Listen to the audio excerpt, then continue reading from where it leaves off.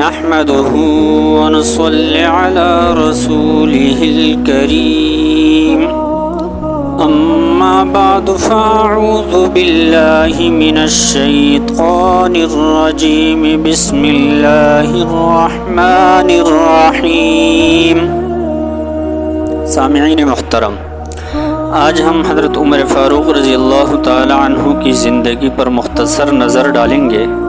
583 عیسوی کی ایک صبح جب مکہ مکرمہ کی تپتی فضا میں قریش کے ایک باعزت گھرانے میں ایک بچہ پیدا ہوا، یہ بچہ عام بچہ نہ تھا، یہ عمر تھا، جس کے روپ میں تاریخ ایک ایسا کردار تخلیق کر رہی تھی جو کل باطل کے خلاف تلوار بھی اٹھائے گا اور عدل کا معیار بھی قائم کرے گا۔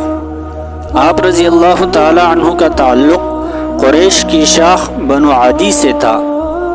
آپ کے والد محترم کا نام خطاب بن نفیل تھا، والدہ محترمہ کا نام حنتمہ بنت ہاشم، یعنی نسب بھی بلند، وقار بھی اعلیٰ اور فطری عظمت بھی نمایاں۔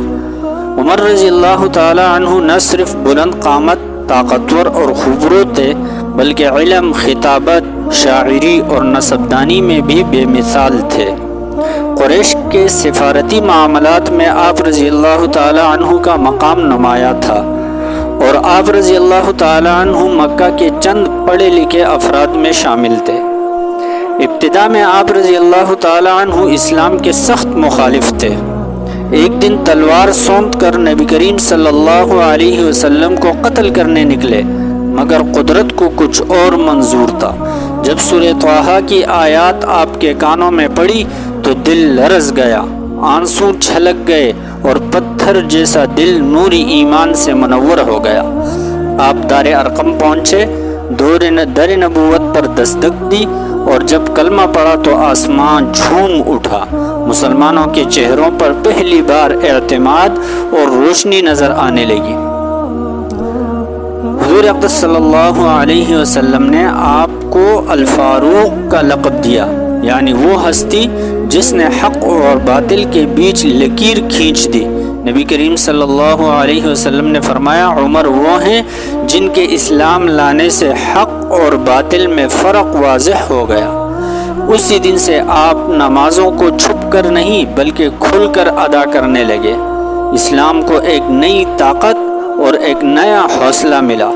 13 ہجری میں حضرت ابوبکر صدیق رضی اللہ تعالی عنہ کے بعد خلافت کی بھاری ذمہ داری حضرت عمر رضی اللہ تعالی عنہ کے کندھوں پر آ گئی، لیکن آپ رضی اللہ تعالی عنہ نے خود کو بادشاہ نہیں بلکہ خادم امت کہا۔ آپ کے دور میں روم و فارس کی عظیم سلطنتیں زیر ہو گئی، اسلام کی سرحدیں مصر، شام، عراق اور ایران تک پھیل گئی۔ آپ رضی اللہ تعالی عنہ نے بیت المال، عدالت، پولیس، ڈاک اور باقاعدہ کیلنڈر کا قائم کیا۔ یتیم، مسکین اور غیر مسلم ذمی سب کو انصاف ملا۔ راتوں کو گلیوں میں گشت کیا کرتے تھے، بھوکوں کو کندھوں پر آٹا اٹھا کر راشن دیا کرتے تھے، اور وہ تاریخی جملہ تو آپ کو یاد ہی ہوگا کہ اگر فرات کے کنارے ایک کتا بھی بھوکا مر گیا تو عمر سے پوچھا جائے گا۔ آپ رضی اللہ تعالیٰ عنہ صرف خلیفہ نہ تھے بلکہ عدل کا مینار تھے۔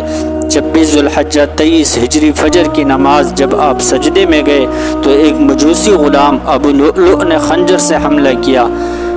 آپ زخموں سے چور محراب میں گر پڑے۔ چند دنوں کی تکلیف کے بعد آپ رضی اللہ تعالی عنہ نے یکم محرم الحرام کو وصال فرمایا۔ یہ حضرت عمر رضی اللہ تعالی عنہ کی عظمت ہی تھی کہ آپ روضہ نبوی کے اندر نبی کریم صلی اللہ علیہ وسلم اور حضرت ابوبکر صدیق رضی اللہ تعالی عنہ کے پہلو میں دفن ہوئے۔ دنیا میں عدل کیا اور آخرت میں بھی بہترین ہمسائیگی پالی۔ عمر نہ صرف ایک حاکم تھے بلکہ امت کے لیے باپ تھے۔ نہ سونے کا تاج نہ تخت، صرف تقوی، اخلاص اور عدل۔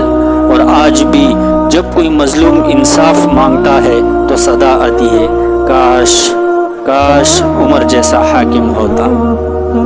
رحمہ اللہ رضی اللہ تعالی عنہ۔